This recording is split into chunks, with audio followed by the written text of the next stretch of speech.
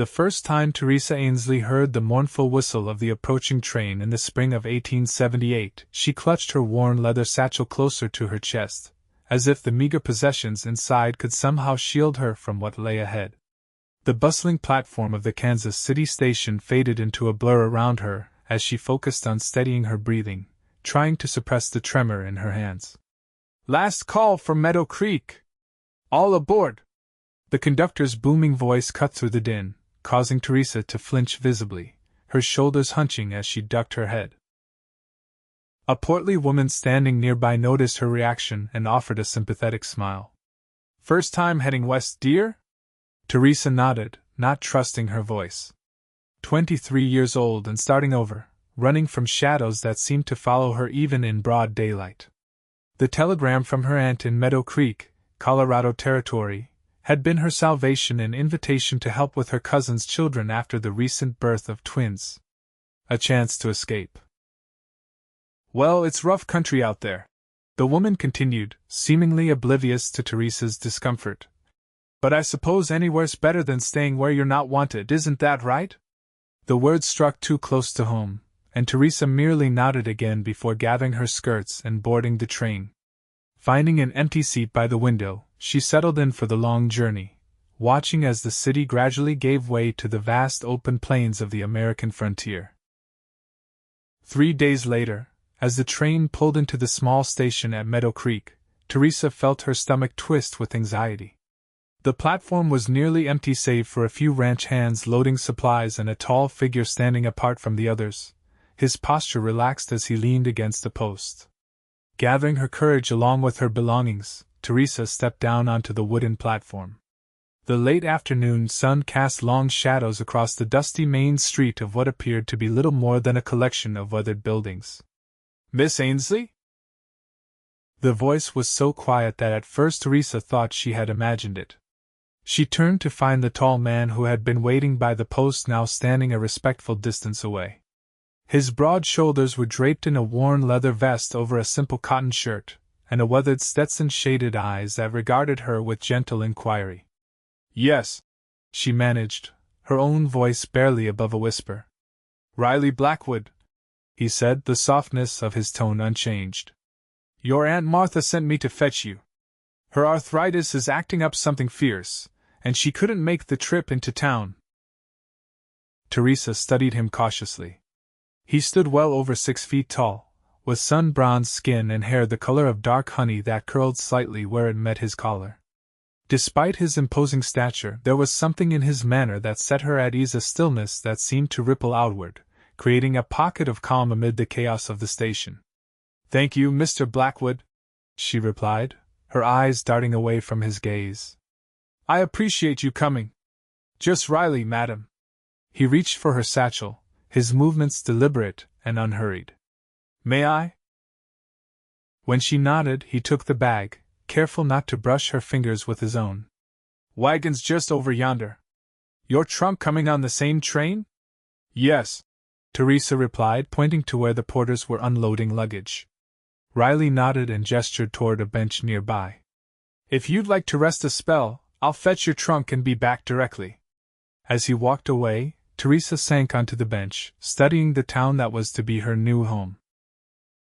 Meadow Creek was smaller than she had imagined, a single main street lined with wooden buildings, a general store, what appeared to be a saloon, and a small church at the far end.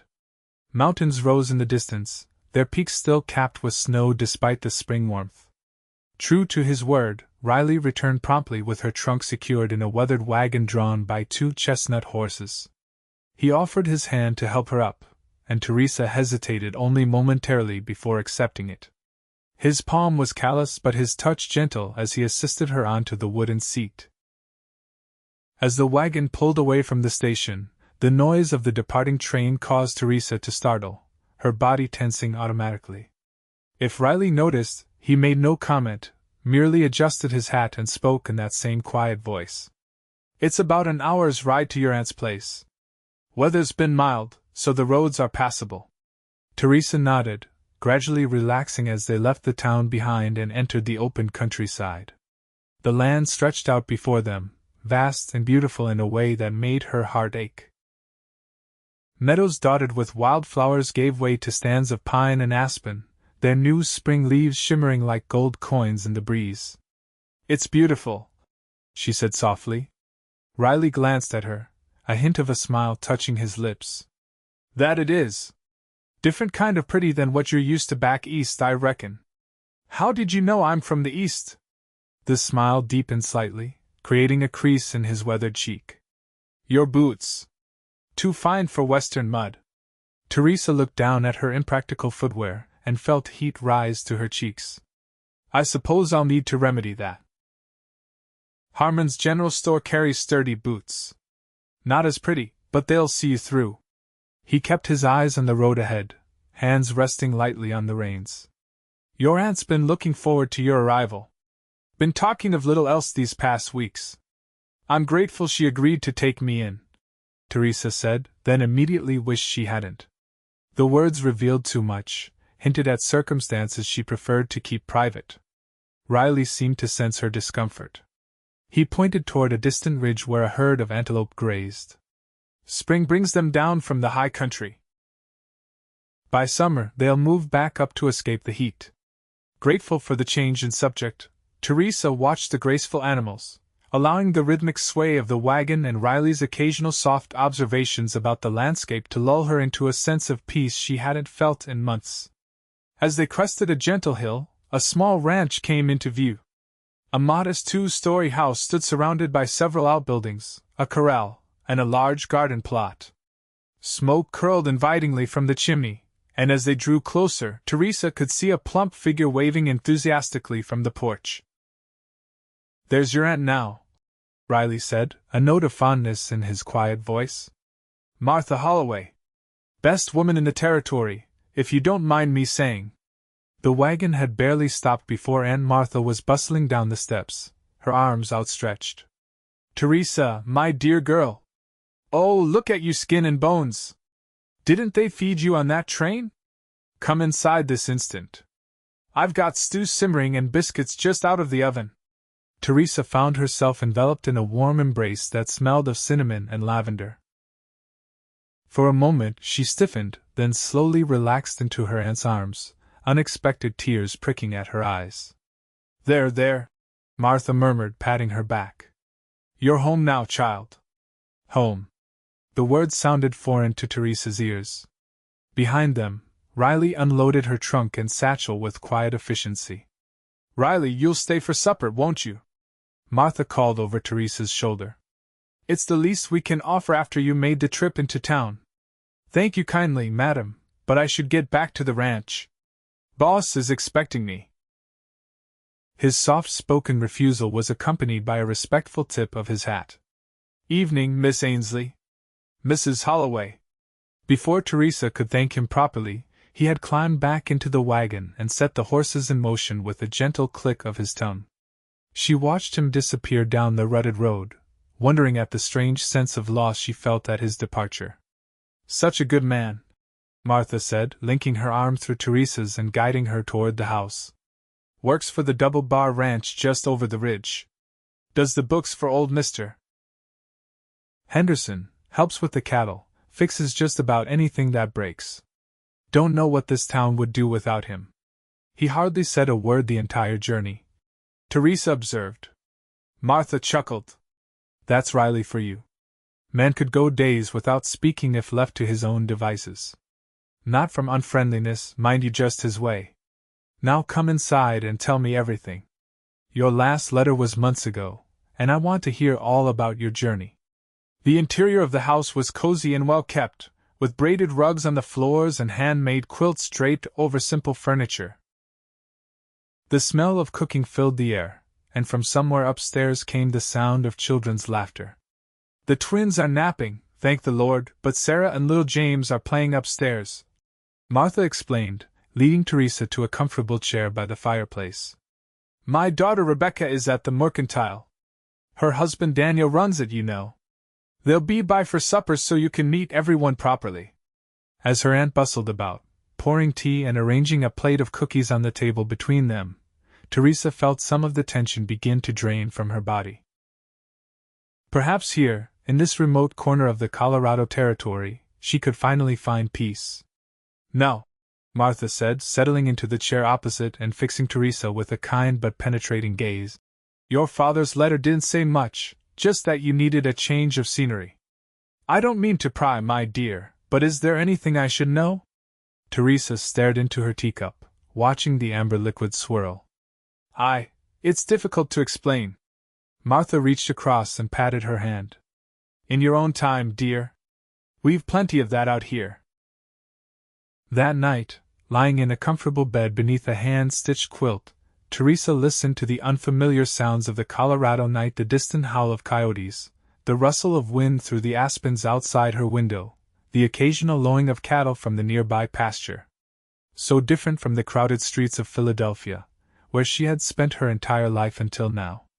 Sleep came fitfully, haunted by memories she had hoped to leave behind. The harsh voice, the raised hand, the humiliation of being seen as nothing more than property to be controlled. She awoke with the first light of dawn, her nightgown damp with perspiration despite the cool mountain air. Dressing quickly in a simple blue calico dress, Theresa made her way downstairs to find the kitchen already alive with activity. Martha stood at the stove, turning bacon in a cast-iron skillet, while a pretty young woman with a toddler on her hip stirred a pot of oatmeal. "Good morning, cousin!"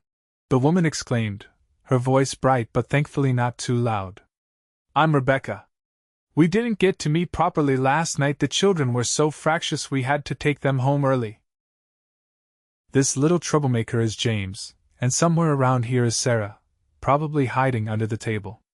As if on cue, a giggle came from beneath the kitchen table, and a small face peered out from between the chair legs. "I'm not hiding. I'm being a mountain lion." Theresa couldn't help but smile. "It's very nice to meet you all. I'm sorry I was so tired last night." "Nonsense," Martha said, sliding bacon onto a platter. "You had a long journey. Rebecca, fetch the twins, would you? They should be waking up about now." The morning passed in a blur of introductions and domestic tasks. The twins, Mary and Margaret, were just 4 months old and demanded constant attention. Sarah, at 5, was full of questions about Philadelphia and the big water she had heard about but never seen. James, not quite 3, was content to follow Theresa around, occasionally offering her a treasured rock or stick. By midday, Theresa's head was spinning, but she found herself enjoying the chaos in a way she hadn't anticipated. Here, amid the constant activity of a busy household, there was little time to dwell on the past. "I thought we might go into town tomorrow," Martha said as they sat down to a simple lunch of bread, cheese, and cold ham. "You'll need those practical boots Riley mentioned, and I could use some help selecting fabric for new curtains." "I'd like that," Theresa replied, surprised to find she meant it. The prospect of venturing into the small town was less daunting with her aunt by her side. The following morning dawned clear and bright. After helping with breakfast and the morning chores, Theresa changed into her best traveling dress, a modest gray wool that had seen better days but was still presentable. "Oh, don't bother with that formal attire," Martha said when she came downstairs. "No one stands on ceremony in Meadow Creek. That pretty blue calico will do just fine." Relieved, Theresa changed quickly, and soon they were on their way in Martha's small buggy. The journey into town took less time than it had from the train station, and as they approached, Theresa took in the details she had missed in her exhaustion the previous day. Meadow Creek consisted of one main street with several side streets branching off. The buildings were a mix of weathered wood and newer construction, suggesting a town in transition from frontier outpost to established settlement. A white church steeple rose at one end of the street, while the other was anchored by what appeared to be a livery stable and blacksmith's shop. "That's the mercantile there," Martha said, pointing to a 2-story building with a wide porch across the front. "Daniel and Rebecca live in the rooms above. And there's Harmon's general store where we'll find your boots." As they tied up the horse at a hitching post in front of Harmon's, the door to the saloon across the street burst open. A red-faced man stumbled out, his voice raised in anger as he shouted obscenities at someone still inside. Theresa froze, her body instinctively tensing as the man's voice grew louder. "Ignore Buford Jenkins," Martha said quietly, placing a steadying hand on Theresa's arm. "Town drunk. All bluster, no real harm in him." But Theresa couldn't move, her breath caught in her throat as memories flooded back. The shouting, the accusations, the shattering glass. "Well now, Mrs. Holloway. Miss Ainsley." The soft, measured voice cut through her panic like a knife through butter. Riley Blackwood stood a few feet away, his expression calm as he regarded them both. "Mr. Jenkins," he said, turning to address the drunk without raising his voice even slightly, "I believe you left your hat inside." Something in Riley's quiet demeanor seemed to deflate the other man's anger. He squinted, swayed slightly, then nodded and stumbled back into the saloon. "Mr. Blackwood." Martha greeted him warmly. "What a pleasant surprise.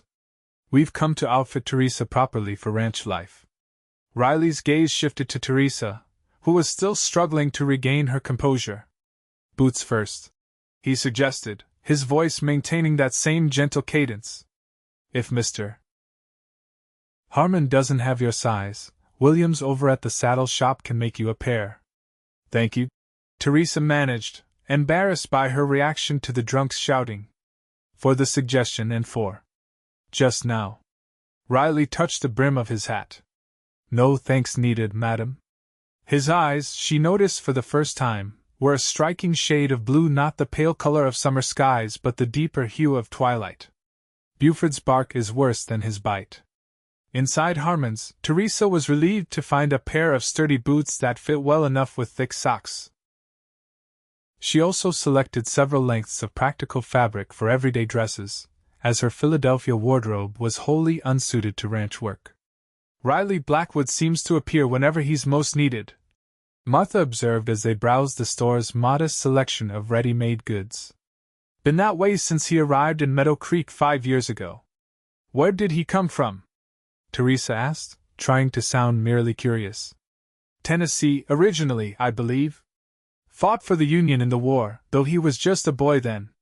Doesn't speak of it much." Martha selected a bolt of gingham and added it to their growing pile. "Lost his parents young, from what I understand. Worked his way west after the war, doing odd jobs. Has a way with numbers and with horses, unusual combination." The bell above the door jingled as a group of men entered, their voices raised in good-natured argument about cattle prices. Theresa stiffened again, shrinking back toward the fabric display. Martha noticed her reaction and frowned slightly. "Theresa, dear, are you unwell?" "I'm fine," she said quickly. "Just a little tired still from the journey." Her aunt didn't look convinced but didn't press the issue. "Well, let's finish our shopping and head back. I promised Rebecca we'd watch the children this afternoon so she and Daniel could take inventory." By the time they returned to the ranch, loaded down with packages, Theresa's nerves were frayed from the constant effort of appearing normal whenever someone spoke too loudly or moved too suddenly. The peace of the previous evening seemed like a distant memory. Rebecca arrived with Sarah and James shortly after lunch, the twins already at the ranch in their cradle. "You're a godsend, Theresa," she said as she prepared to leave. "Mary has been fussing all morning, and Mother's hands are too painful today to hold her for long stretches." Left alone with 4 children and her increasingly arthritic aunt, Theresa found herself too busy to dwell on her own troubles. Sarah wanted to show her a secret fort in the barn. James needed constant supervision to keep him from climbing onto dangerous objects, and the twins demanded feeding and changing with clockwork regularity. By sunset, when Rebecca and Daniel returned to collect their brood, Theresa was exhausted but oddly content. Physical fatigue, she discovered, was a different animal entirely from the emotional exhaustion that had plagued her in Philadelphia. "You have a natural way with children," Martha observed as they sat on the porch after supper, watching the sun paint the distant mountains in shades of pink and gold. "Sarah doesn't warm to strangers easily, but she's taken to you like a duck to water." Theresa smiled, touched by the compliment. "They're wonderful children. Rebecca is fortunate." "Yes, she is," Martha agreed, her tone thoughtful. Though motherhood hasn't been without its challenges. Daniel travels sometimes for the business, and managing the store and 4 little ones isn't easy. They sat in companionable silence as twilight deepened. A lone rider appeared on the road leading to the ranch, the silhouette familiar even in the fading light. "Riley," Martha said, sitting up straighter. "What brings him out this way so late?" As he drew closer, Theresa could see he was leading a second horse, a pretty dappled mare with a white blaze down its face. "Evening, Mrs. Holloway." "Miss Ainsley," Riley called softly as he dismounted at the fence. "Hope I'm not interrupting your evening." "Not at all," Martha replied. "Come up and have some coffee. There's apple pie left from supper." Riley removed his hat as he climbed the porch steps, revealing that honey-brown hair now tousled from the ride. "Thank you kindly, but I can't stay. Just came to ask a favor, if I might." "Of course, dear boy. What can we do for you?" He gestured toward the mare. "This is Daisy. Gentlest horse on the double bar. Mr. Henderson thought Miss Ainsley might like to borrow her while she's getting settled. Ranch is a fair piece from town, and having your own mount gives a body independence." Theresa stared at him in surprise. "That's very generous, but I don't know how to ride." A hint of a smile touched Riley's lips. "Figured as much from those city boots yesterday. Daisy's a good teacher, though. Patient. I could show you the basics if you'd like." Before Theresa could formulate a response, Martha clapped her hands together. "What a wonderful idea! Theresa can't be dependent on my old buggy, and her cousins will keep her too busy for daily visits to town. When could you start the lessons?" Riley looked to Theresa, clearly waiting for her consent before answering. Yes, that would be helpful," she said finally. "Thank you, Mr. Blackwood." "Riley," he corrected gently. "And it's no trouble. I ride this way most mornings to check the north pasture. Could stop by day after tomorrow, if that suits?" After agreeing on a time, Riley declined Martha's renewed offer of refreshments, and took his leave, leading Daisy to the small stable behind the house before mounting his own horse and riding off into the gathering darkness. "Well," Martha said, a speculative note in her voice that made Theresa immediately wary. "Wasn't that thoughtful of Mr. Henderson?" "Very," Theresa agreed cautiously.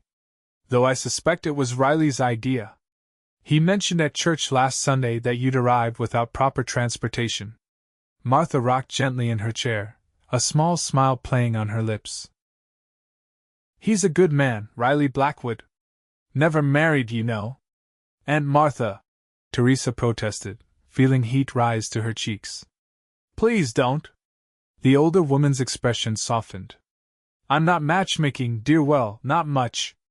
But a woman alone in this world needs friends, and Riley Blackwood is a friend worth having." That night, as Theresa prepared for bed, she found herself thinking of Riley's quiet voice and careful movements. How different he was from the men she had known in Philadelphia, especially from Thomas Harrington, whose proposal of marriage had seemed like salvation until his true nature revealed itself. The memory of Thomas's transformation from charming suitor to possessive tyrant still had the power to make her tremble. How quickly his sweet words had turned to accusations, his gentle touches to bruising grips. When he had raised his hand to her that final time, it had been her father who intervened, sending her west to safety the very next day. No, she decided as she blew out her candle, romance was not what she sought in Colorado territory. Independence, peace, a chance to heal, these were her goals. If Riley Blackwood wished to be her friend, she would welcome that friendship. Nothing more. 2 days later, true to his word, Riley arrived shortly after breakfast. Theresa, dressed in her new boots and a practical skirt Martha had altered for riding, felt her stomach flutter with nerves as she watched him approach from the kitchen window. "Stop fretting, girl," Martha said, handing her a small bundle wrapped in a cloth.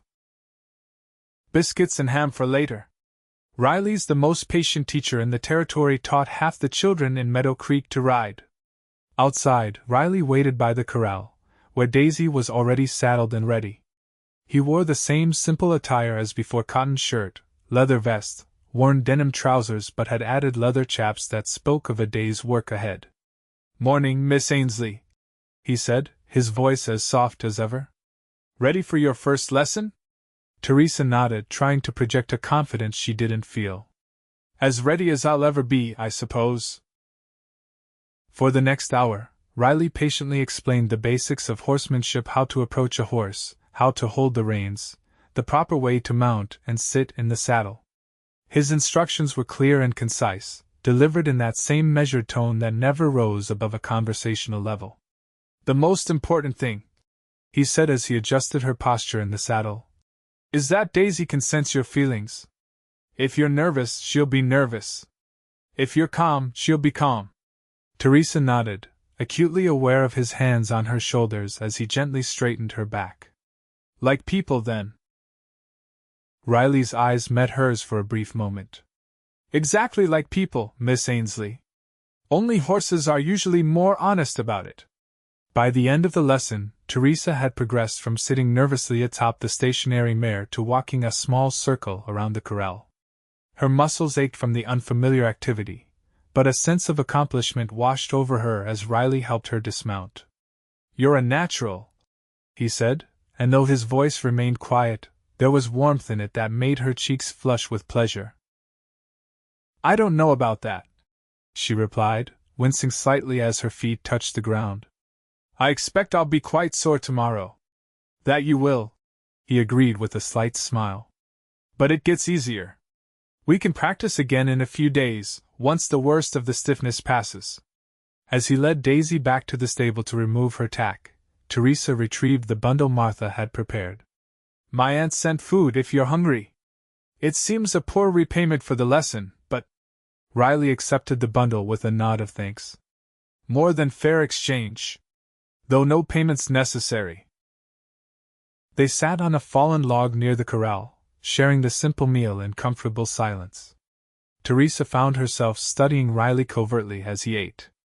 There was a stillness about him that she found soothing, as if he occupied his space in the world so completely that he had no need to assert himself through volume or bravado. "May I ask you something, Mr. B.L. Riley?" she ventured finally. He nodded, giving her his full attention. "Have you always spoken so?" She searched for the right word. "Quietly?" If the question surprised him, he didn't show it. "Not always. Not before the war." He took a sip from the canteen he carried. "Saw what shouting led to. Men bellowing orders, screaming in pain. After a while, seemed like the louder the voice, the less worth hearing what was said." It was more words at once than she had heard him speak previously, and Theresa sensed there was much left unsaid. "I think I understand." Riley studied her for a moment, those twilight eyes seeing perhaps more than she intended to reveal. "I expect you might at that, Miss Ainsley." The conversation shifted then to safer topics: the weather, the spring calving at the double bar, Martha's plans to expand her vegetable garden. As they finished their meal, Riley mentioned that he would be in town the following day if she and Martha needed anything from the mercantile. "Actually," Theresa said, suddenly remembering, "Aunt Martha mentioned needing more sugar. The twins go through milk at an alarming rate, and she's been making custard to help Rebecca keep up her strength." "I'll bring some by tomorrow afternoon, then," Riley said, rising and brushing crumbs from his trousers. "Best be getting back to work now. Mr. Henderson's got me breaking a new colt this afternoon." "Is that dangerous?" The question slipped out before Theresa could stop it, revealing more concern than she had intended. The corners of Riley's eyes crinkled slightly. "Can be. But like I said about Daisy, horses respond to calm. Shouting and whipping just makes them fight harder." As he mounted his horse with fluid grace, tipping his hat in farewell, Theresa found herself wondering what experiences had taught Riley Blackwood to value quietness so highly. And why, despite her resolution to avoid romantic entanglements, she was already looking forward to his return. The days settled into a rhythm as April gave way to May. 3 mornings a week, Riley would arrive after breakfast to continue Theresa's riding lessons.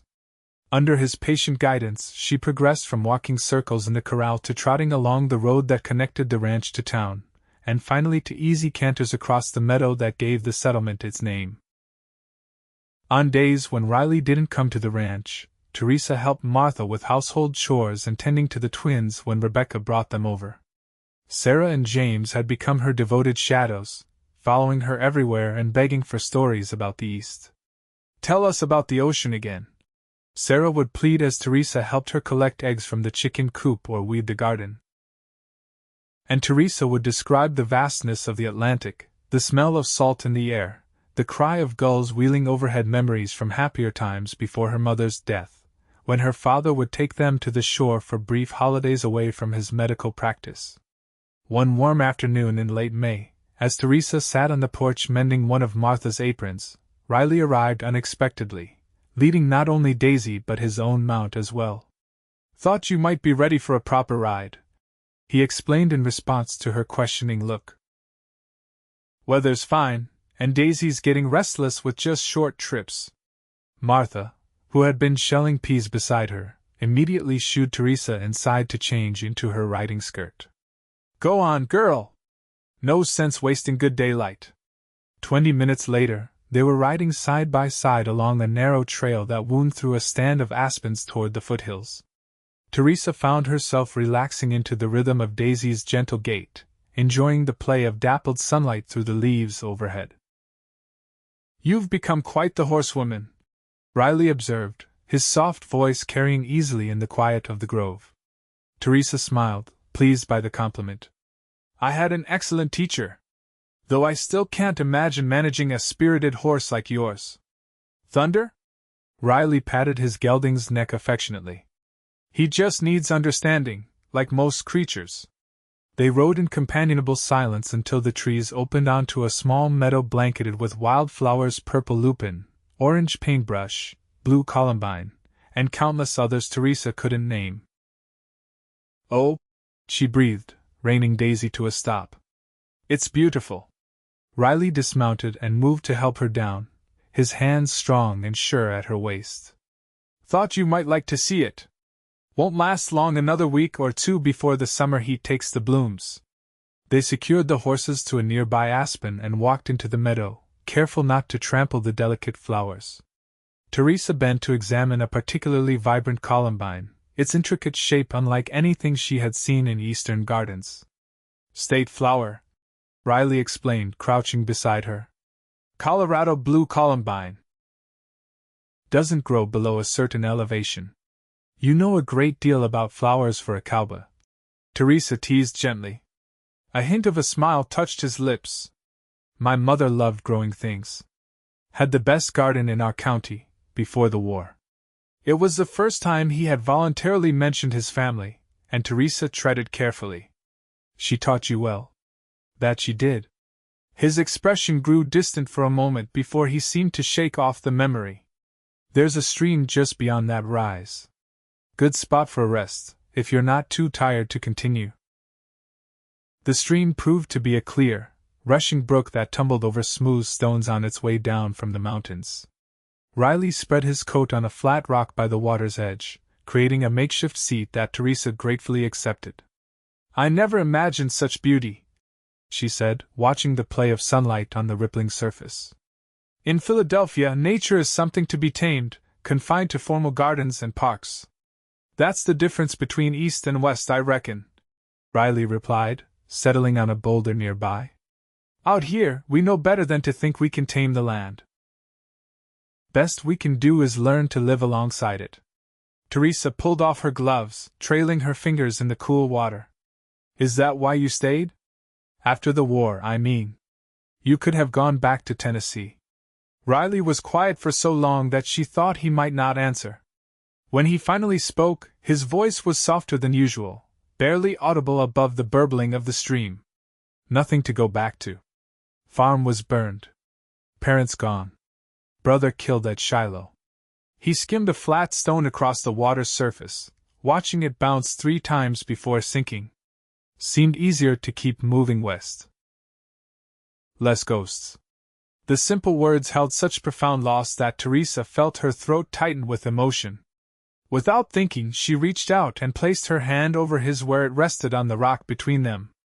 "I'm sorry," she said quietly. "I shouldn't have asked?" Riley turned his hand beneath hers, his calloused palm now facing upward, fingers curling slightly around her own. "No harm in asking, Miss Ainsley." "Theresa," she corrected softly. "If I'm to call you Riley, then you should use my given name." His eyes met hers, and something passed between them, a recognition, perhaps, of kindred spirits who understood loss and the need for quiet spaces. "Theresa," he said, her name a gentle breath on his lips. The moment stretched between them, fragile as a soap bubble. Then, from somewhere in the distance came the sound of a gunshot, likely a hunter, but the sharp crack echoing off the mountainside was enough to make Theresa flinch violently, pulling her hand away as if burned. Riley noticed, of course. Those observant eyes missed little. But he made no comment, merely stood and offered his hand to help her up. "Should head back," he said. "Your aunt will be wondering." The ride back to the ranch was quieter, each lost in their own thoughts. As they approached the house, Theresa spotted a carriage she didn't recognize parked by the hitching post. "Looks like the doctor's buggy," Riley observed. "Hope everything's all right." Concern flooded Theresa as she urged Daisy to a faster pace. Had something happened to Martha? To one of the children? As they rode into the yard, the front door opened and a distinguished-looking man in his 50s emerged, medical bag in hand. Behind him came Martha, her expression worried but not panicked. "Oh, Theresa, there you are," Martha called. "Dr. Wilson just stopped by to check on little Margaret. She's been running a fever since noon." Relief washed over Theresa, followed immediately by guilt for being absent when she might have been needed. She dismounted quickly, with less grace than usual in her haste. "Is she all right?" she asked the doctor as he approached. "Just a mild fever, nothing serious," Dr. Wilson assured her.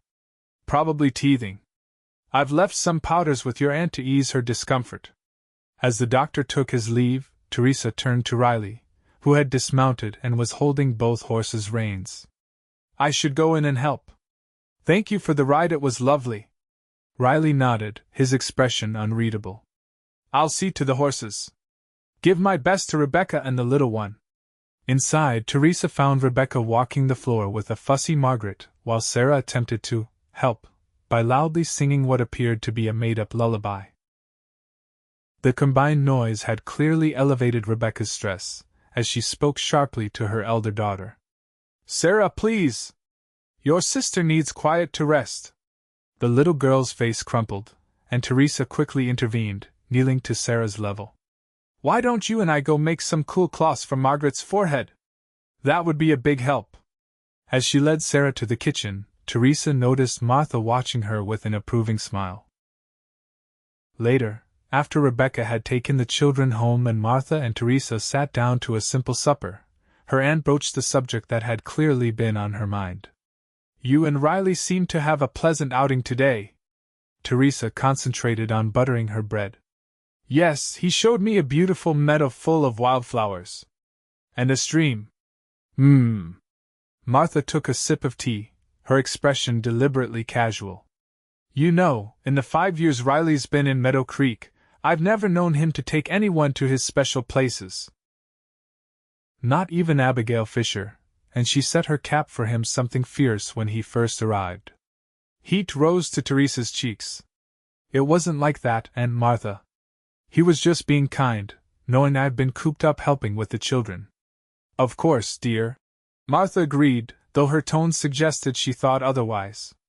"He's always been a kind man. Just selective about who he shares his kindness with." Theresa changed the subject, asking about preparations for the town's upcoming Founders' Day celebration, but her thoughts kept returning to that moment by the stream, Riley's hand warm beneath hers, the way he had said her name, the connection she had felt before the gunshot shattered the peace between them. Later, as she prepared for bed, Theresa caught sight of her reflection in the small mirror above her dresser. The woman who stared back at her seemed different from the one who had arrived in Meadow Creek a month earlier. Her face had lost its pinched, anxious look, and color had returned to her previously pale cheeks. The mountain air and physical work had transformed her, not just outwardly but inwardly as well. Yet still, the sound of a raised voice was enough to make her stomach clench with fear. Still, the memory of Thomas Harrington's rage cast a shadow over any thought of allowing herself to care for Riley Blackwood as more than a friend. Sleep came fitfully that night, her dreams a confused jumble of wildflower meadows and angry shouts, of gentle hands and raised fists. When she woke with the dawn, Theresa made a decision. She would guard her heart more carefully. Friendship with Riley was one thing, anything more would require a level of trust she wasn't sure she could ever give again. Over the next few weeks, Theresa made a conscious effort to maintain a friendly but appropriate distance from Riley. She continued her riding lessons but declined further excursions beyond the immediate vicinity of the ranch. If Riley noticed a change in her demeanor, he gave no sign, his manner as quietly courteous as ever. June brought preparations for the Founders' Day celebration, a yearly event commemorating the establishment of Meadow Creek 15 years earlier. The entire town was involved, from the youngest children to the oldest residents, and Theresa found herself swept up in the excitement despite her reservations about large gatherings. "You simply must help with the Quilting Circle's booth," Martha insisted as they walked home from church one Sunday. "Your needlework is exquisite, much finer than anything the local ladies can produce." And so Theresa found herself spending afternoons at the home of Mrs. Abernathy, the mayor's wife, working alongside the women of Meadow Creek to create items for the celebration's auction. To her surprise, she enjoyed these gatherings. The women were welcoming and unpretentious, their conversation flowing around her without requiring much participation on her part. "Riley Blackwood was asking after you yesterday," Mrs. Henderson, the ranch owner's wife, mentioned casually during one such gathering. "Said he hadn't seen you ride by the north pasture lately." Theresa bent her head over her embroidery, hoping to hide the flush that rose to her cheeks. "I've been busy helping Aunt Martha with preserving. The strawberries came in all at once this year." Mrs. Henderson hummed, exchanging a knowing glance with Mrs. Abernathy. "Well, he seemed quite disappointed. Such a fine man, Riley. A bit quiet for some tastes, but solid as they come. And handsome too," added young Alice Cooper, the blacksmith's daughter who had recently turned 18. "If he ever looked at me the way he looks at you, Miss Ainsley, I'd be ordering my wedding dress from the Montgomery Ward catalogue." The room erupted in good-natured laughter, and Theresa forced herself to smile along, though her chest felt tight with conflicting emotions. Was it so obvious to everyone? Did Riley truly look at her in some special way, or were the women simply engaging in their favorite pastime, matchmaking? The day before the Founders' Day celebration, as Theresa was helping Martha prepare a batch of her famous apple pies for the baking contest, a familiar figure appeared in the dooryard. Through the open window, she could see Riley dismounting, but instead of coming to the house, he headed for the small workshop where Martha's late husband had once practiced his carpentry. "What is Riley doing in Father's workshop?" Theresa asked, dusting flour from her hands. Martha peered out the window, her expression suspiciously innocent. "Oh, I asked him to check on something for me." A surprise for the celebration. Before Theresa could question her further, the sound of hammering drifted from the workshop. "What kind of surprise requires carpentry?" "You'll see tomorrow," Martha replied with a secretive smile. "Now help me finish these pies, or we'll never be ready in time." The morning of the celebration dawned clear and warm, promising perfect weather for the outdoor festivities. Theresa dressed with extra care in a new calico dress she and Martha had made specifically for the occasion, a pretty shade of blue that Martha insisted matched her eyes exactly. As they prepared to leave for town, Riley arrived driving a wagon rather than riding horseback. In the back was a carefully covered object about the size of a small table. "Your aunt's surprise," he explained in response to Theresa's questioning look. "Though I think it might be as much for you as for her." Martha bustled out of the house, carrying a basket laden with pies. "Perfect timing, Riley! Is it finished?"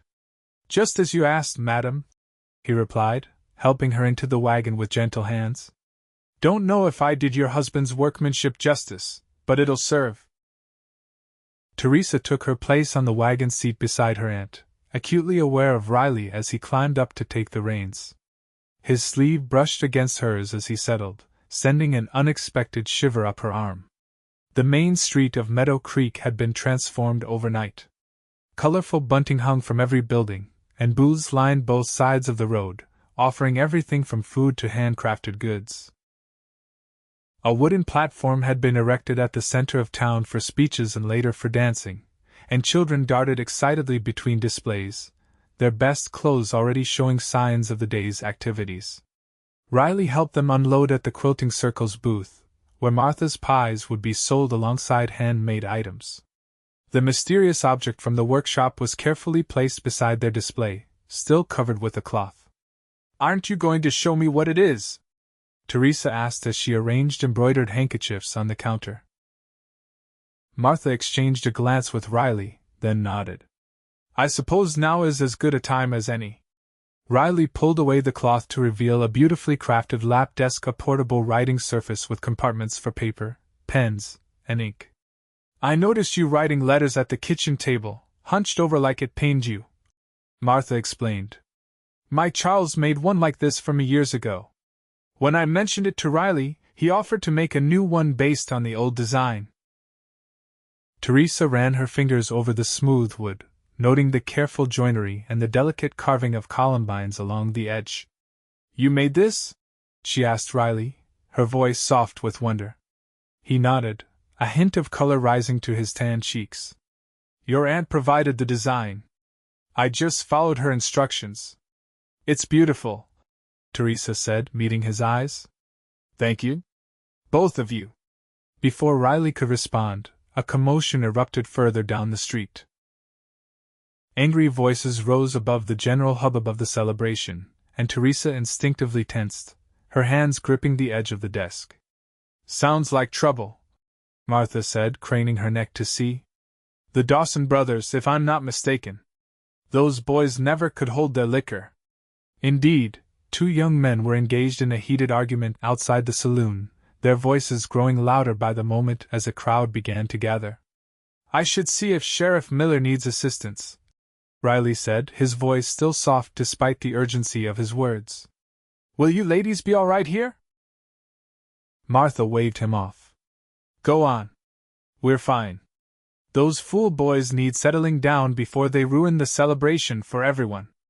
As Riley strode purposefully toward the disturbance, Theresa forced herself to take deep breaths, fighting the familiar tightness in her chest that accompanied raised voices.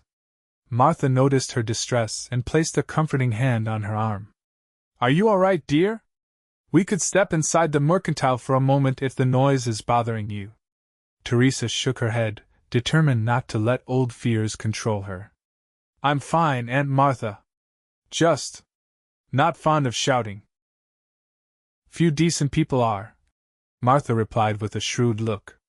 "Though I suspect your aversion runs deeper than most." Before Theresa could respond, Rebecca appeared with the children in tow, providing a welcome distraction. Sarah immediately launched into an excited description of the pony rides at the far end of the street, while James proudly displayed a wooden toy he had won at one of the game booths. The commotion down the street gradually subsided, and when Theresa glanced in that direction, she saw the sheriff leading one of the young men away while Riley spoke quietly to the other, one hand resting lightly on the man's shoulder. Whatever he was saying seemed to be having a calming effect, as the young man's belligerent posture slowly relaxed. The day proceeded more peacefully after that. Theresa helped sell Martha's pies, which won second place in the baking contest, much to her aunt's good-natured chagrin, and demonstrated embroidery techniques to interested young women. Riley appeared occasionally throughout the day, sometimes stopping to chat briefly before continuing his rounds of the celebration. As evening approached, lanterns were lit along the street, and the platform in the town square was cleared for dancing. A small band consisting of a fiddle, banjo, and piano struck up a lively tune, and couples soon filled the makeshift dance floor. Theresa watched from the sidelines, content to observe rather than participate. Dancing had been one of the few pleasures she had enjoyed in Philadelphia society, but the thought of being held even in the formal frame of a dance made her uneasy now. Not much for dancing? The soft voice beside her belonged to Riley, who had approached so quietly she hadn't noticed his arrival. I used to love it, she admitted. But that was before. Riley nodded, seeming to understand what she left unsaid. They stood in companionable silence, watching as Martha was led onto the floor by Dr. Wilson, her arthritis apparently forgotten in the joy of the moment. Your aunt moves well for a woman with troublesome joints, Riley observed with a hint of amusement. Theresa smiled. Music has always been her remedy.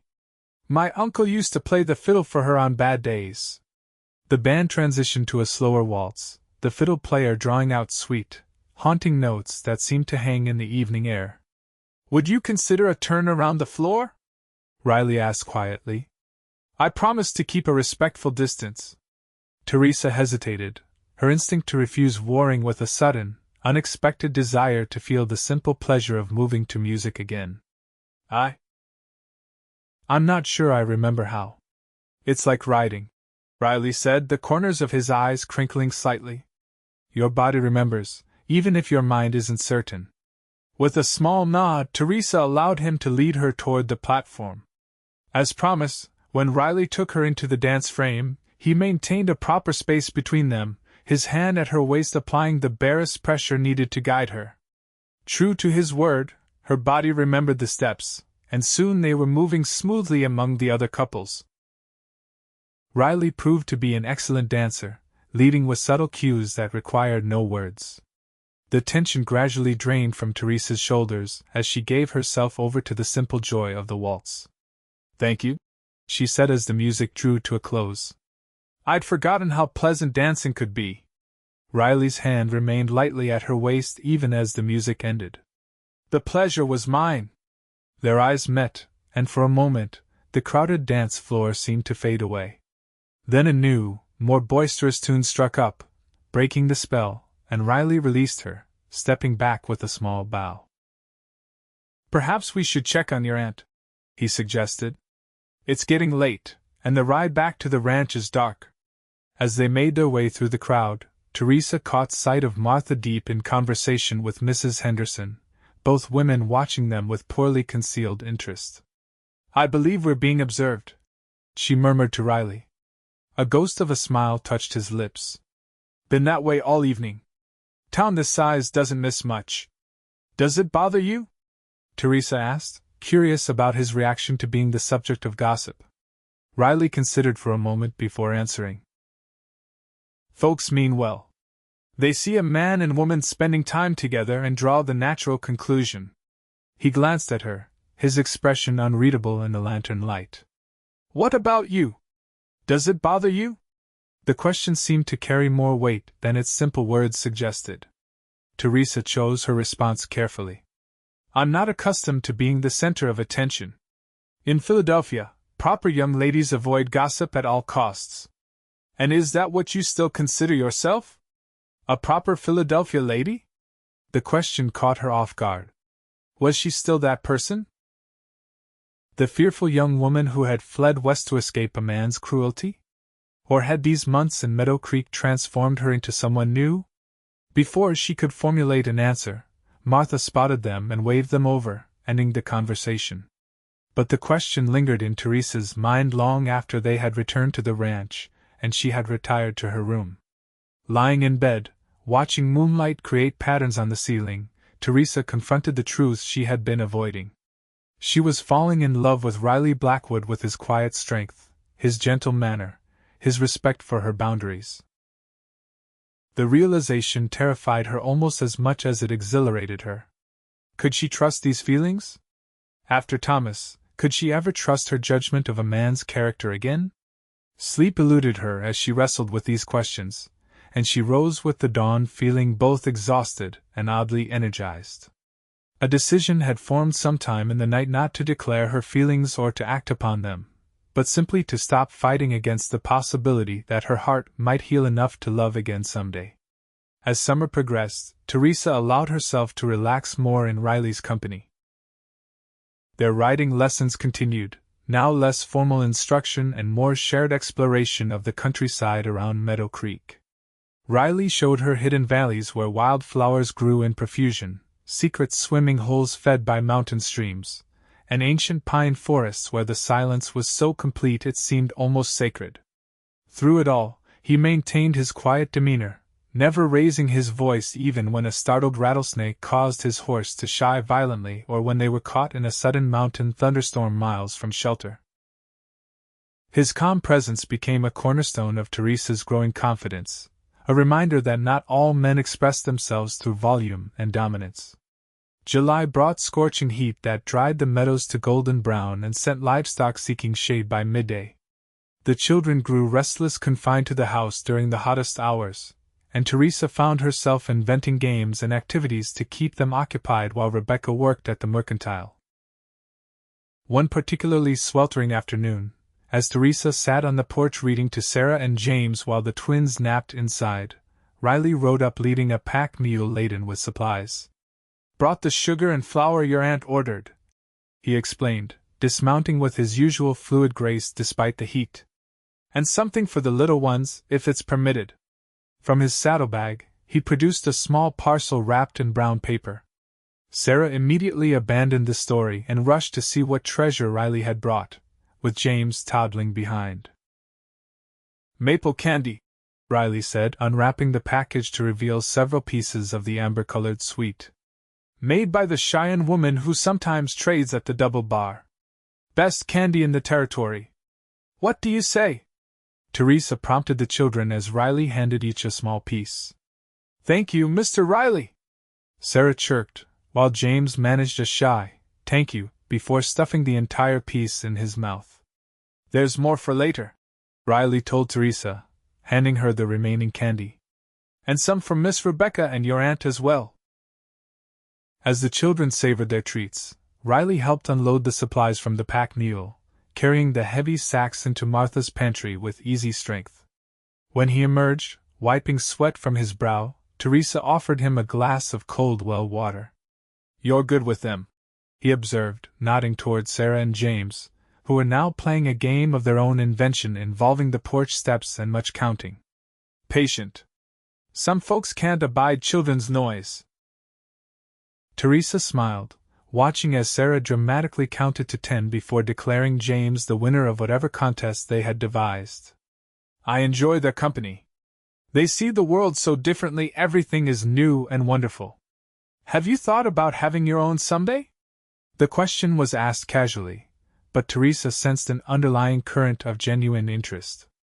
"I used to dream of a house full of children," she admitted.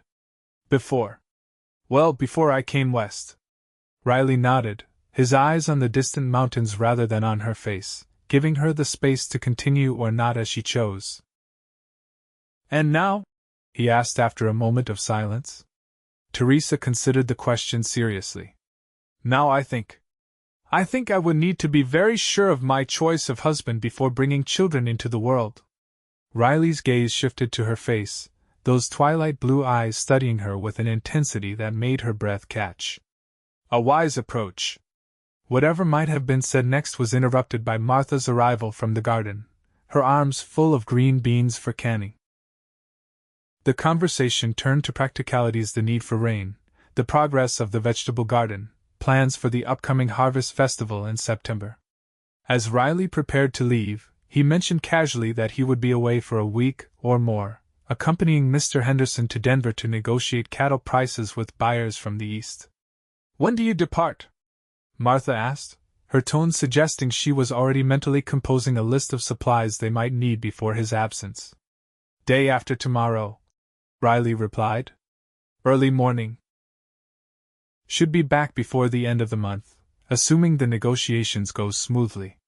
His eyes met Theresa's briefly, and she was surprised by the sharp pang of disappointment she felt at the thought of not seeing him for such an extended period. "I hope your journey is successful," she said, striving to keep her tone light. "The road to Denver is long." "That it is," Riley agreed. "But the company is good, and Mr. Henderson has business associates who make the trip worthwhile." After he had gone, Martha gave Theresa a knowing look but mercifully refrained from comment. That evening, as they sat on the porch watching the sunset paint the mountains in shades of gold and purple, her aunt finally broached the subject. Riley Blackwood is a good man, Theresa. The kind that comes along rarely in a woman's life. Theresa sighed, knowing the conversation was inevitable. Yes, he is. And yet you hold back. I've watched you these past months, how you flinch at loud noises, how you tense when men raise their voices in anger, how you've gradually relaxed in Riley's company precisely because he never does those things. Martha reached over and patted Theresa's hand. I haven't asked about what happened in Philadelphia, because I figured you'd tell me when you were ready.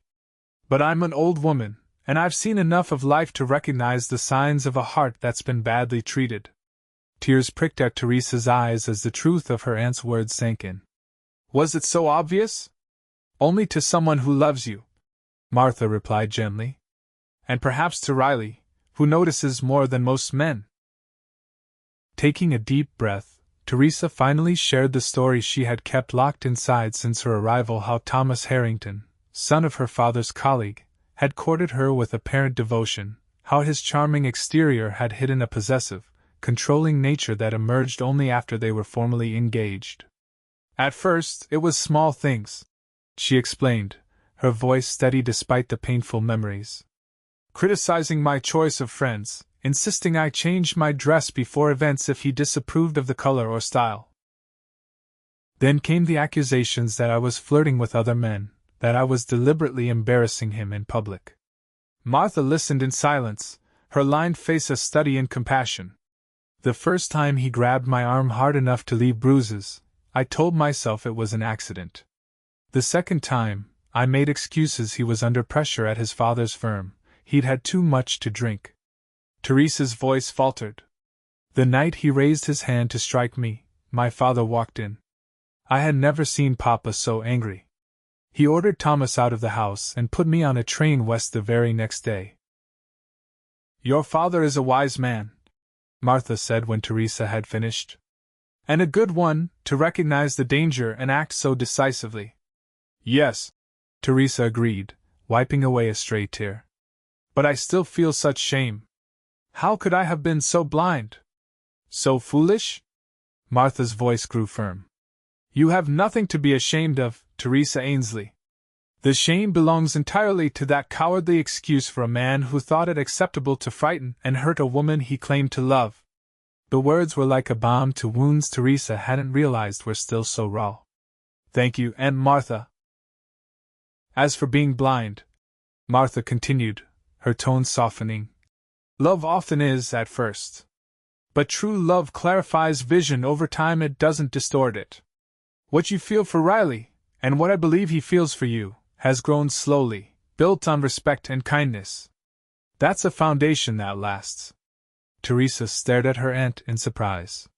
What makes you think Riley feels anything beyond friendship for me?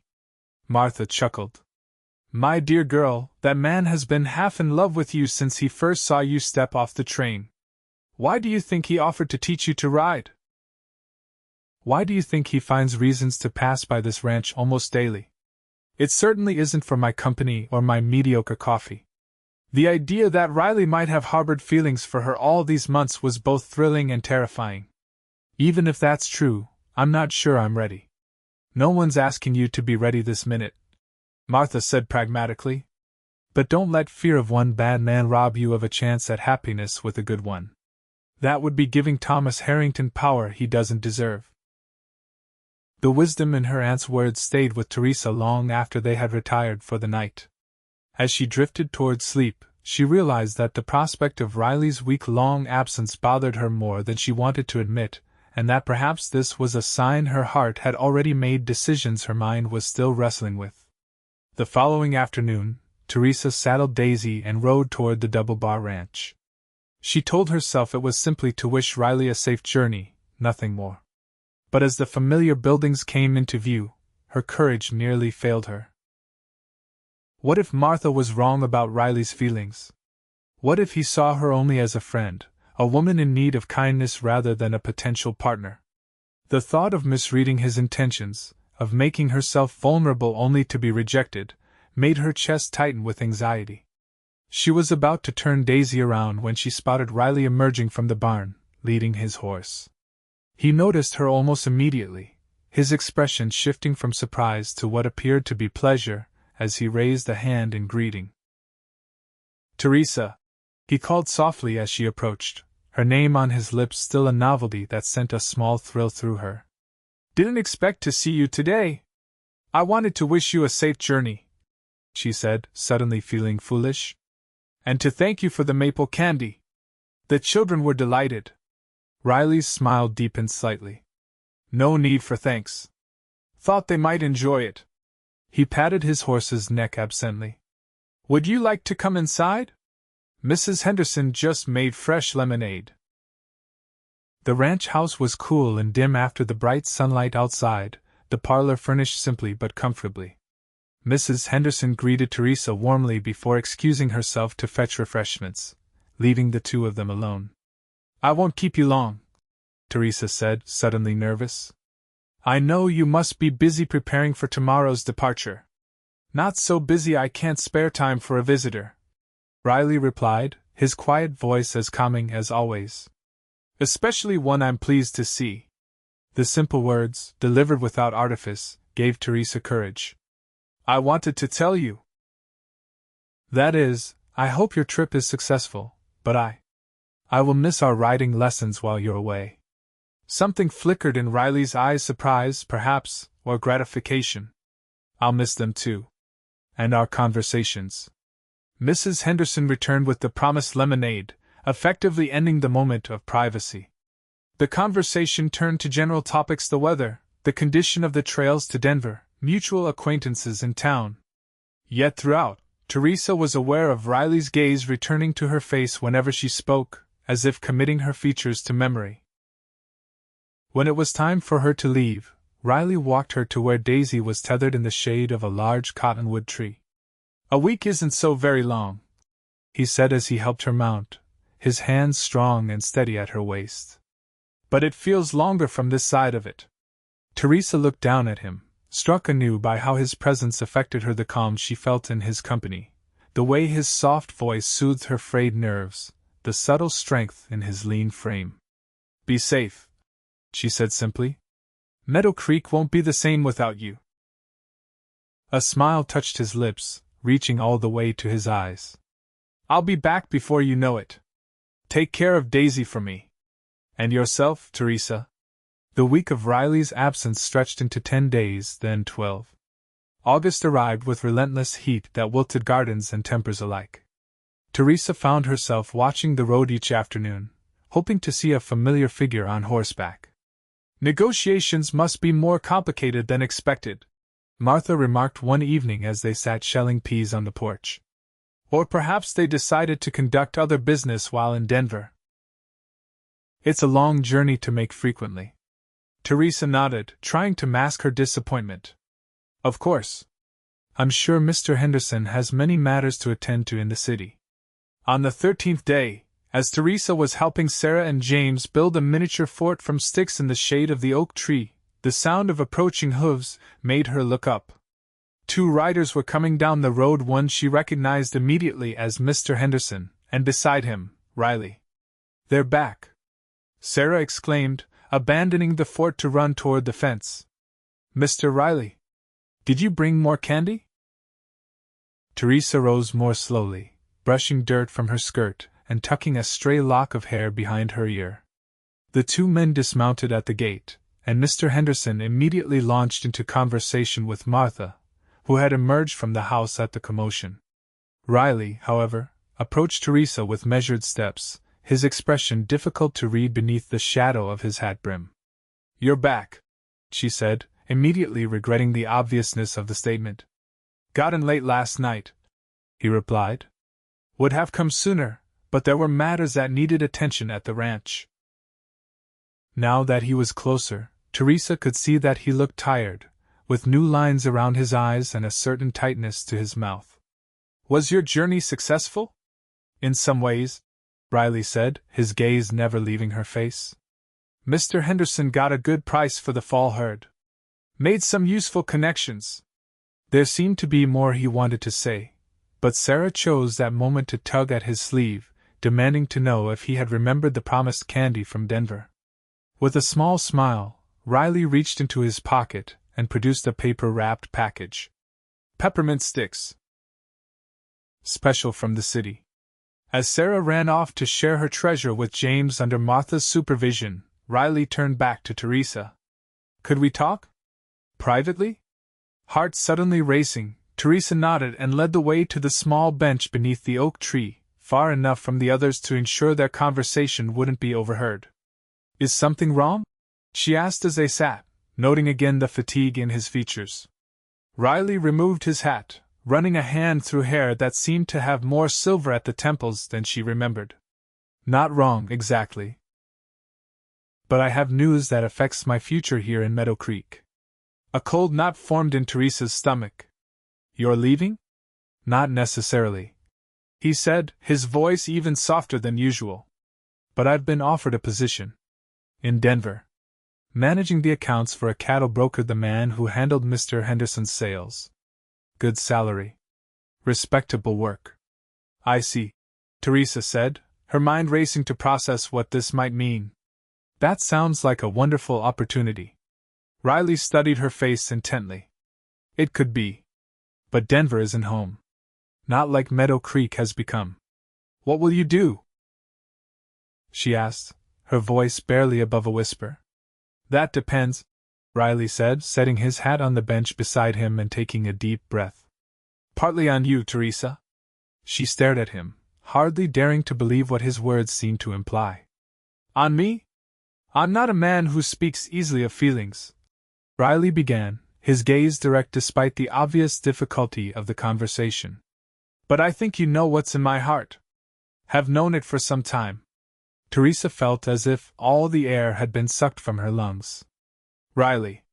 You don't need to say anything yet, he continued quickly.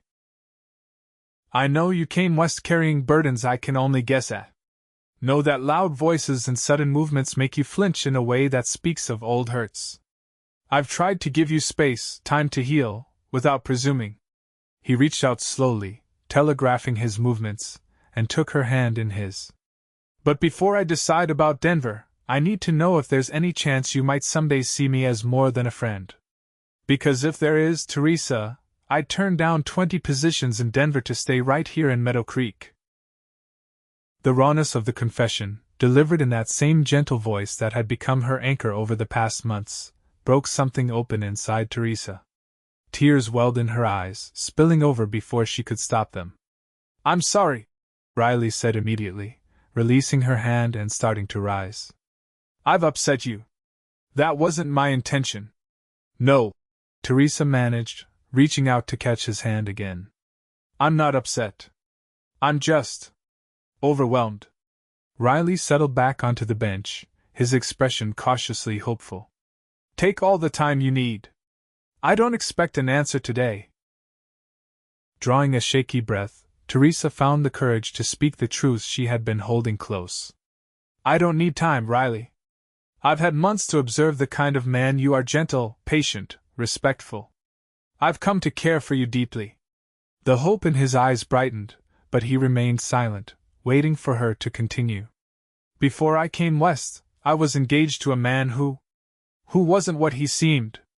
The words came easier now, after having shared them with Martha. He hurt me not just physically, though there was that too.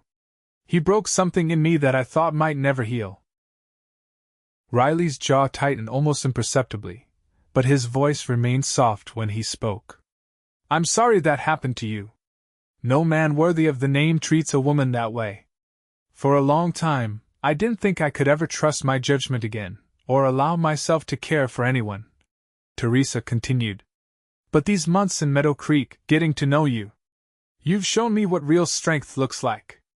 It isn't shouting or intimidation or control. It's your kind of quiet steadiness. She squeezed his hand gently. So yes, Riley Blackwood, there is every chance I see you as more than a friend. In fact, I'm fairly certain I've fallen in love with you. The transformation of Riley's expression was like watching the sun break through clouds after a storm, subtle but profound, warming his entire face and making those twilight eyes shine with an inner light. "Theresa," he said, her name a caress on his lips. "May I kiss you?" The simple request, delivered with such respect for her boundaries, made Theresa's heart swell with emotion. She nodded, unable to form words past the lump in her throat. Riley leaned forward slowly, giving her every opportunity to change her mind. When his lips finally met hers, the touch was feather-light, a question rather than a demand. Theresa responded in kind, her free hand coming up to rest lightly on his shoulder as the kiss deepened slightly, still gentle but now carrying the promise of deeper passion. When they parted, Riley rested his forehead against hers for a moment, his breathing slightly uneven. "I love you, Theresa Ainsley. Have done since I watched you flinch at that drunk shouting outside Harmon's store and still gather the courage to go about your business." A small laugh escaped her. "Not my finest moment." "Bravest thing I ever saw," Riley contradicted softly. "Facing fear head-on instead of running from it." From across the yard came the sound of Sarah's excited voice. "Look! Mr. Riley is kissing Cousin Theresa. Are they getting married now?" Theresa pulled back, blushing furiously as she realized they had an audience. Martha was making a poor attempt to hush the child, while Mr. Henderson looked on with undisguised amusement. "Well," Riley said, a hint of humor in his quiet voice, "I suppose that's one way to announce our understanding to the town. Sarah will have told half of Meadow Creek before sundown." "Our understanding?" Theresa repeated, raising an eyebrow. "Are you asking me something, Mr. Blackwood?" Riley's expression grew serious again. "I am, though perhaps not what you're thinking." "Not yet. I'm asking for your permission to court you properly, Theresa. To spend time together openly, with marriage as our eventual goal, but no rushed decisions." Relief and gratitude washed over her at his sensitivity to her past. "Yes, Riley. I would like that very much." As they rose from the bench to rejoin the others, Riley kept her hand in his thumb tracing small circles on her palm. "I'll be declining that position in Denver," he said. "Got everything I need right here."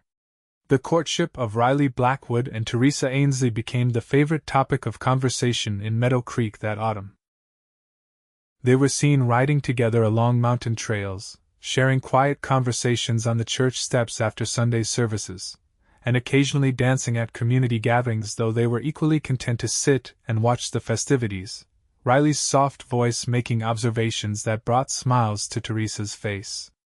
October brought the first snow to the mountain peaks, and a letter from Philadelphia, Theresa's father writing to say he had received Martha's update about her gentleman friend, and expressing cautious approval, along with the hope that he might meet this Mr.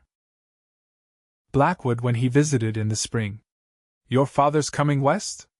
Riley asked when Theresa shared the news during one of their rides, this one along a ridge that offered spectacular views of the autumn foliage in the valley below. "In April, after the worst of the winter travel conditions have passed," Theresa confirmed. "He wants to see where I've been living. And to meet you." Riley nodded thoughtfully. "I'd like to meet him as well. Thank him for bringing you west, even if his reasons for doing so weren't happy ones." They dismounted at a favorite spot, a flat outcropping of rock that caught the afternoon sun and provided a natural seat overlooking the valley. As they settled side by side, Theresa found herself studying Riley's profile, still marveling at how his presence had become essential to her happiness. "What are you thinking?" he asked, catching her gaze. "That I'm grateful," she replied honestly, "for whatever twist of fate brought me to Meadow Creek at the same time you were here." Riley's hand found hers, their fingers intertwining with the easy familiarity that had developed between them. "I've been meaning to give you something," he said, reaching into his pocket with his free hand. "Been carrying it around for weeks, waiting for the right moment." He withdrew a small object and placed it in her palm, a carved wooden heart, small enough to fit comfortably in her hand, polished to a warm glow. Etched into its surface was a perfect rendering of a Colorado blue columbine. "Riley, it's beautiful," Theresa breathed, running her finger over the delicate carving. Made it during those long evenings in Denver," he explained. "Thinking of you, of that day by the stream when you first let me hold your hand." Theresa closed her fingers around the small token, feeling its smooth warmth against her skin. "I'll treasure it always." "I hope," Riley said, his voice dropping to an even softer register, "that one day I might replace it with something more permanent. When you're ready." Understanding his meaning, Theresa felt a surge of emotion. "I think," she said carefully, "that day might be sooner than either of us expected." Riley's eyes searched hers. "Are you certain?" "There's no rush, Theresa." "I'd wait years if needed." "I know you would," she replied, reaching up to touch his cheek gently. "That's precisely why I don't need to wait. You've shown me every day what kind of man you are in your actions, in your respect for my boundaries, in the way you never raise your voice even when frustrated or angry." She smiled, feeling a sense of peace settle over her. "I was broken when I came to Meadow Creek, Riley. But I'm not broken anymore. And I don't want to delay happiness out of fear of shadows that no longer have power over me." The kiss that followed was deeper than those they had shared before, carrying with it the promise of a future together. When they finally broke apart, Riley kept his arms around her, his forehead resting against hers. "I love you, Theresa Ainsley," he murmured. "Not despite your scars, but including them. They're part of what made you the woman you are, brave enough to start over, strong enough to trust again." "And I love you, Riley Blackwood," she replied, her voice steady and sure, "for teaching me that real strength lies in gentleness, and that some men speak more truth in whispers than others do in shouts." They were married the following spring, after Theresa's father had come west and given his blessing to the union.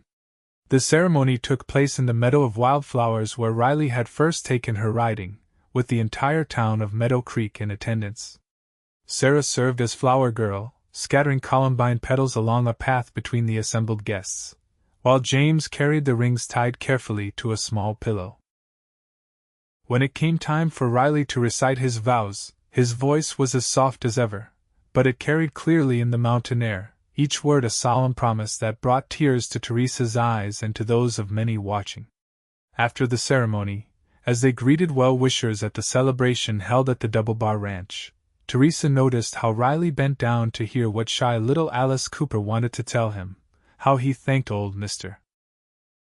Jenkins for his somewhat incoherent congratulations with the same respect he showed the mayor, how he never once raised his voice despite the growing noise of the festivities.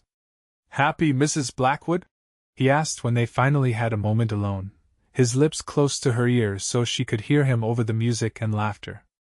"Completely," she replied, leaning into his embrace without a trace of the fear that had once controlled her life.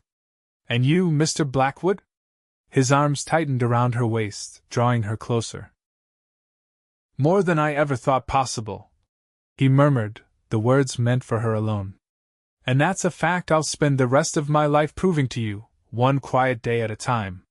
3 years later, Theresa sat on the porch of their small ranch house, a wedding gift from Mr. Henderson, who had decided to retire back east and leave the management of the Double Bar in Riley's capable hands. On her lap lay their infant daughter, Rose, born just 2 months earlier and already showing signs of her father's calm temperament. Inside, she could hear Riley's soft voice as he read a bedtime story to their son, Thomas Riley Blackwood, who at 18 months was fascinated by books and would sit still for stories far longer than most children his age. The sound of hooves announced visitors, and Theresa looked up to see Martha and Dr. Wilson approaching in their buggy. The two had married the previous winter, much to everyone's delight, and were frequent visitors to the Blackwood Ranch. "There's my great niece," Martha called as she descended from the buggy with the doctor's assistance. "Grown half an inch since I saw her last week, I'll wager." Theresa smiled, rising to greet them with Rose cradled securely in her arms. "She's certainly trying to outgrow her gowns at an alarming rate." The front door opened, and Riley emerged with young Thomas on his hip. "Look who's here, son," he said softly. "Great Aunt Martha and Dr. Wilson." The boy immediately reached for Martha, who took him with practiced ease despite her arthritis. And how's my favorite young man today? Been helping your papa with the ranch work? As they all settled on the porch to enjoy the cool evening air, Theresa found herself observing the scene with a profound sense of gratitude. Her life had taken a turn she could never have imagined that day she stepped off the train in Meadow Creek, fearful and broken. Now, watching Riley cradle their daughter with gentle hands while discussing cattle breeding with Dr. Wilson, his voice never rising above that soft, measured tone that had first drawn her to him, Theresa knew she had found something precious beyond measure, a love built on respect and kindness, a partner who understood her wounds without being defined by them, a family created in tenderness rather than fear. "Penny for your thoughts, my dear," Martha said, noticing her abstraction. Theresa smiled, her gaze returning to Riley, who glanced up at that moment and met her eyes with a look of such love it still took her breath away. "I was just thinking," she replied, "that sometimes the loudest truths are spoken in the softest voices."